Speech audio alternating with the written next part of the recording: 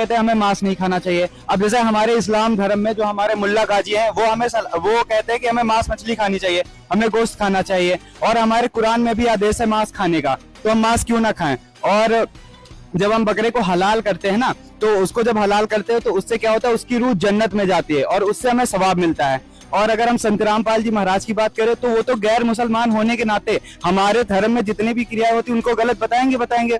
अगर ये जो इंडिया अपनी कंट्री में जितने मुस्लिम हैं, इनके अलावा भी अदर कंट्री में भी जितने इस्लामिक देश हैं, जितने जहाँ पर मुसलमान रहते हैं, वो सब भी तो मांस खाते हैं। क्या वो सब पागल हैं? जवाब दो हमें इसका, बताइए आप हमारे दर्शकों को। अभी जैसे इन्होंने बताया कि बकरे को हलाल किया जाता है और उससे उसकी रूह जन्नत में जाती है, उसका गोश्त खाने से इनको सवाब मिलता है, यह बिल्कुल गलत है।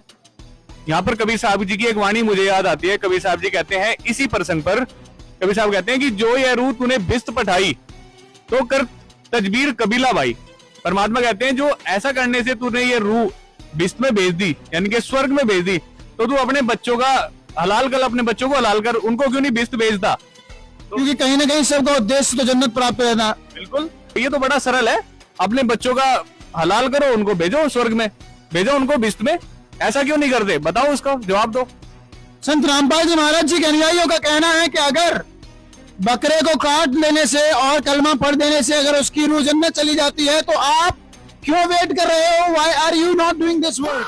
आप जन्नत में क्यों नहीं जा रहे? क्योंकि जन्नत में ही तो जाने के लिए ये सारी क्रियाएं हो रही हैं, 5 वक्त की नमाज और इत्यादि।